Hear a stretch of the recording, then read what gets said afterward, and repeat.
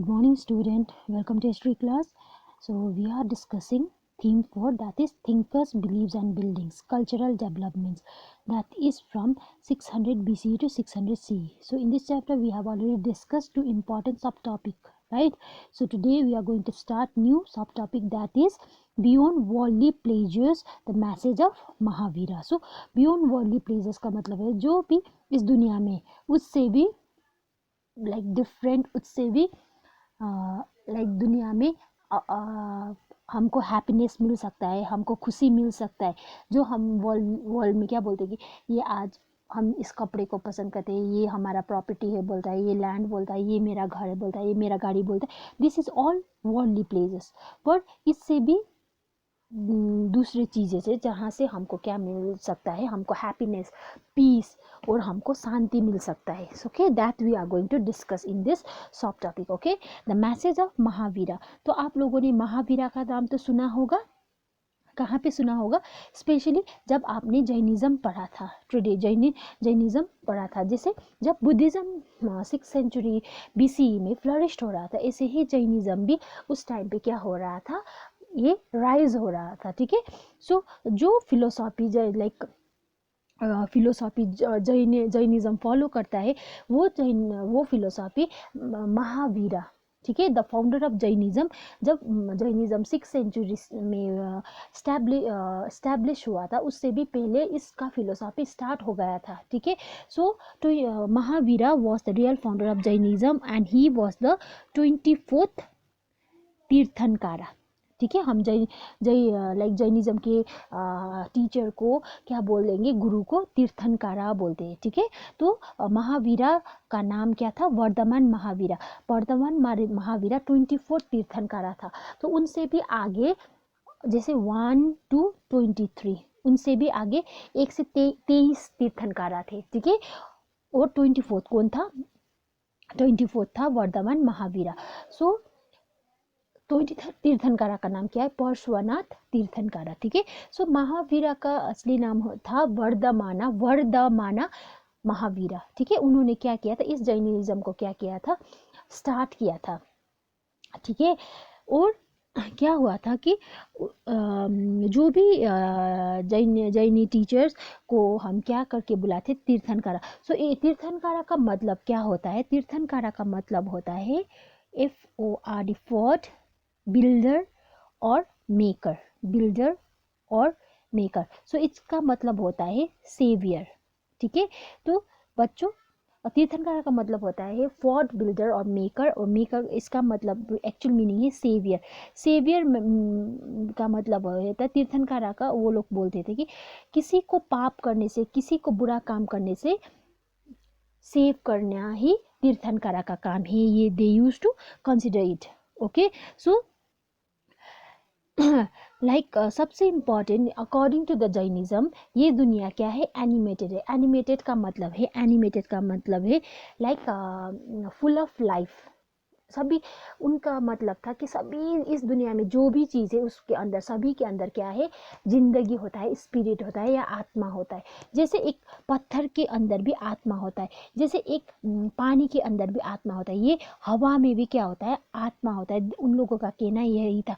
तो इसीलिए किसी भी चीज़ को क्या मत करो, हार्म मत करो, किसी भी चीज़ को हॉट मत करो। किसका बोलना था? It is according to the Jainism. ठीक है, they were the great follower of ahimsa. That means वो लोग हिंसा के खिलाफ थे। ठीक है, वो लोग बोलते थे कि इस दुनिया में छोटी सी छोटी चीज़ को भी क्या नहीं करना चाहिए, हमें हर्ट नहीं करना।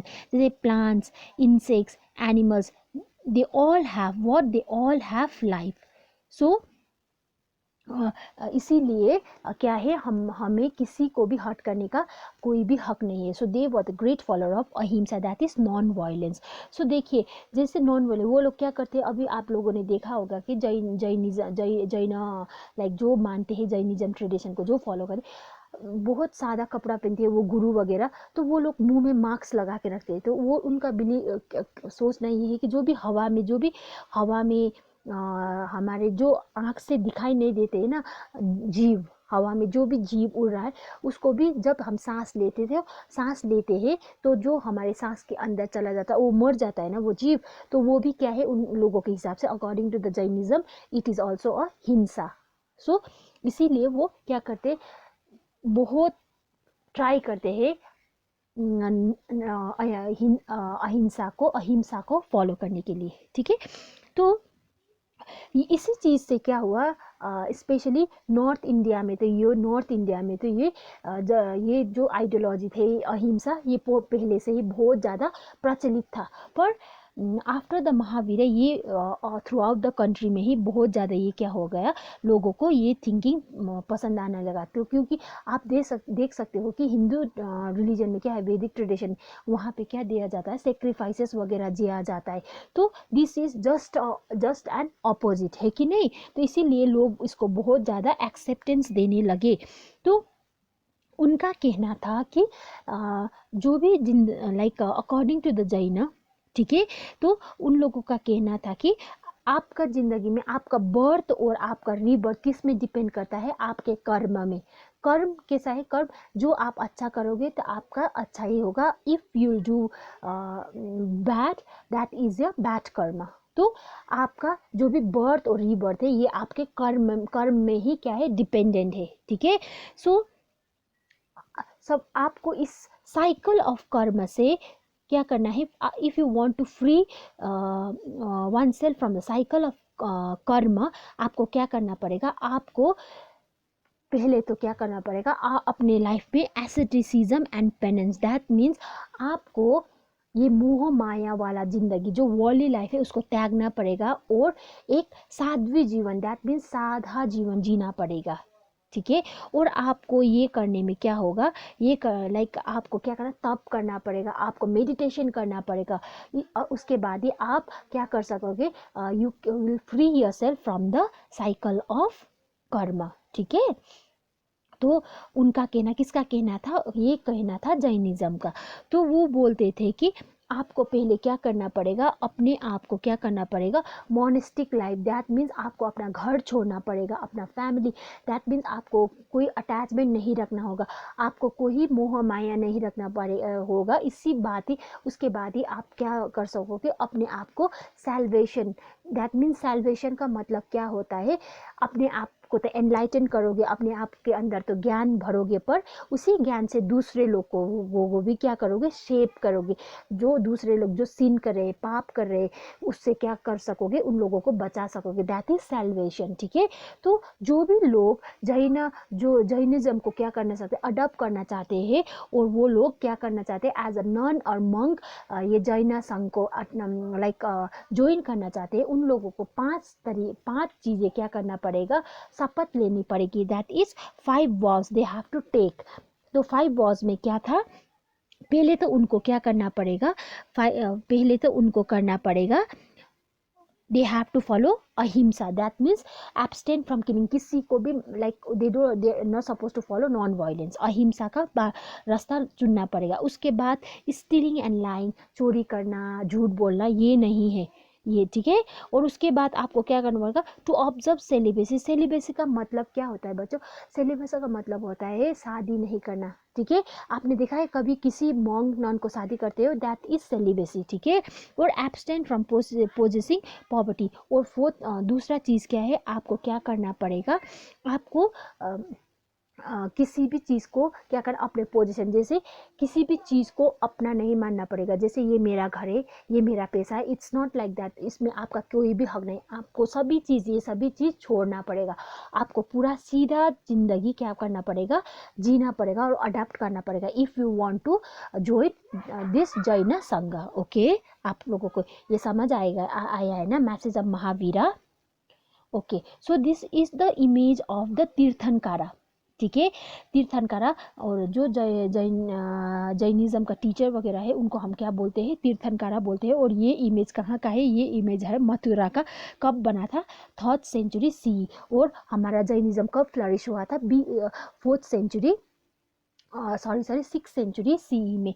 पर इसका फिलोसॉफी जो थिंकिंग, जो अहिंसा वगैरह है, जो किलिंग ऑफ एनिमल, जो वो सब रेस्ट्रिक्टेड था, वो तो पहले से ही जैनिज्म जब फ्लरिश हुआ था उससे भी पहले क्या हुआ था, इसका फिलोसॉफी लोग फॉलो कर रहे थे। कहाँ पे फॉलो कर रहे थे? नॉर्थ इंडिया में, ठीक है। सो ये देखिए, ये एक सोर्स है, ठीक है। इस वर्ल्डली प्लेजर्स को वो लोग कैसे क्या करते थे, एक्सप्लेन करते थे। तो जैसे बुद्धिज्म का बुक जब बुद्ध हुआ था तो उस टाइम पे बुद्धिस्ट टेक्स्ट नहीं थे। जब बुद्ध का देहांत हुआ था तो उनके फॉलोअर्स ने बुद्धिस्ट टेक्स्ट को क्या किया था, उनके जो बुद्ध ने बोला था उनका स्पीच को कंपोज करके बुक कंपाइल किया था, पाली में किया था। बाद में जाके उसको क्या था, उनके फॉलोअर्स ने उसको क्या किया था, स्प्रेड कर दिया था और डिफरेंट लैंग्वेजेस में इसको ट्रांसलेट कर दिया। ऐसे ही बुद्धिज्म फ्लरिश। ऐसे ही जैनिज्म का भी महावीरा के बाद ही क्या हुआ था, बुक वगैरह कंपोज होना स्टार्ट हुआ था। और स्पेशली ये किस लैंग्वेज में कंपोज हुआ था? प्रकृत। जैसे बुद्धिज्म पाली में हुआ था, जैनिज्म प्रकृत में क्या हुआ था, कंपोज हुआ था, ठीक है। सो ऐसे ही करके एक स्टोरी है जिससे क्या कर रहा है, एक्सप्लेन कर रहा है world beyond the like world beyond the palace, ठीक है। सो हमने पहले पढ़ा था ना, बियॉन्ड वर्ल्डली प्लेजर्स, उससे भी कुछ हैप्पीनेस पाने के लिए, कुछ शांति पाने के लिए सिर्फ पैसा सब कुछ नहीं होता है, उससे भी दूसरा चीज़ से भी हमको हैप्पीनेस मिल सकता है। सो यही एक्सप्लेन करने के लिए यहाँ पे एक सोर्स लिया गया है जो प्रकृति में है और उसका नाम है उत्तराध्याना सुत्ता, ठीक है। और इसमें एक रानी और उसके हस्बैंड, ठीक है, उनका कन्वर्सेशन है। और रानी का नाम था कमलावती, और वो अपने हस्बैंड को लाइक कन्विंस करने की कोशिश कर रही है कि ये आप क्या करो, ये दुनिया का मोह माया को छोड़ के, त्याग के एक साध्वी जीवन क्या करो, अडॉप्ट करो। तो उनने क्या बोला कि आप जितना भी, रानी ने बोला अपने हस्बैंड को कि आप जितना भी पैसा कमाओ, जितना भी बड़ा बड़ा किंगडम बनाओ, आप उस किंगडम को जीत करके फिर आपको क्या करने का मन करेगा, दूसरा किंगडम जीतने का मन करेगा, और भी ज़्यादा पैसा कमाने का मन करेगा। तो आपके मन में शांति कभी भी नहीं आएगा, और ये सभी पैसे आपको कभी भी मौत, जो आपका डेथ है, उससे कभी भी बचा नहीं सकेगा। एक दिन सभी को मरना है। This is a universal truth, है कि नहीं। तो उन्होंने बोला कि आपको ये सभी चीज़ कभी भी हेल्प नहीं करेगी, ठीक है। आफ्टर लाइफ आपको कौन लास्ट में आपके साथ कौन रहेगा? धम्मा रहेगा। दैट मीन्स आपको पता है धम्मा का मतलब क्या है। धम्मा का मतलब है गुड डीड, दूसरे को प्यार करना, रेस्पेक्ट देना, सभी को हेल्प करना। दिस इज धम्मा, है कि नहीं। अशोका ने कब ये स्टार्ट किया था पूरी। तो धम्मा का मीनिंग तो ये होता है। तो यही धम्मा आपको लास्ट में क्या करेगा, सपोर्ट करेगा। यही आपके साथ लास्ट तक रहेगा, जो आपको सेव करेगा, है कि नहीं। जैसे एक बर्ड को अपने पिंजरे में रहना पसंद नहीं है, ऐसे ही मुझे भी इस पैलेस दुनिया में, ऐसे दुनिया में जहाँ पे दिखावट है, जहाँ पे पैसा, सभी कुछ यही है, बोलने दुनिया वाला नहीं चाहिए। किसने बोला? रानी ने बोला राजा को।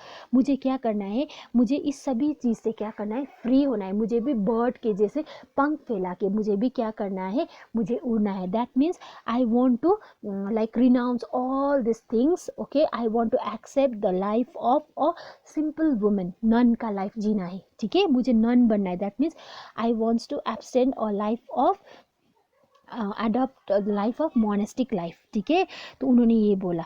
तो ये जो भी आप एंजॉय करें, वर्ल्डली प्लेजर, ये पैलेस, ये ट्रेजर, सभी क्या करें, एंजॉय करें। आप सभी क्या कर दो, त्याग दो, रिनाउंस कर दो।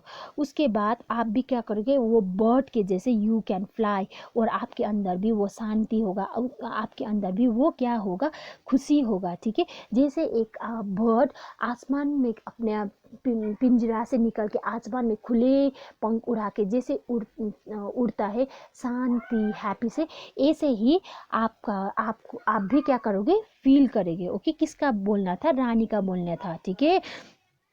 तो इसीलिए उन्होंने बोला कि लीव योर लार्ज किंगडम, ये सभी चीज़ छोड़ दीजिए जो आपको क्या करता है, मोह माया से बांध रहे, सभी चीज़ को छोड़ दिए। वर्ल्डली अटैचमेंट, दैट मीन्स अब मेरा बेटा, मेरा पत्नी, ये सभी छोड़ दीजिए, ठीक है। तो इसी चीज़ से आपको क्या करना है, आपको एक प्रैक्टिस करना पड़ेगा, लाइक ध्यान देना, लाइक मेडिटेशन करना, और इसी एक चीज़ में क्या करना, लाइक अटेंशन देना, उसके बाद ही आप क्या करोगे, you can control your energy and you can use that energy in a better thing. Okay, so that through that you can achieve salvation. Salvation means अपने आप को एनलाइटन करके दूसरों को क्या करना, दूसरों को भी अच्छी रास्ते में चलना सिखाना. ठीक है, so this is the source. So ऐसे करके नेक्स्ट पॉइंट अंडर दिस सब topic is the spread of Jainism.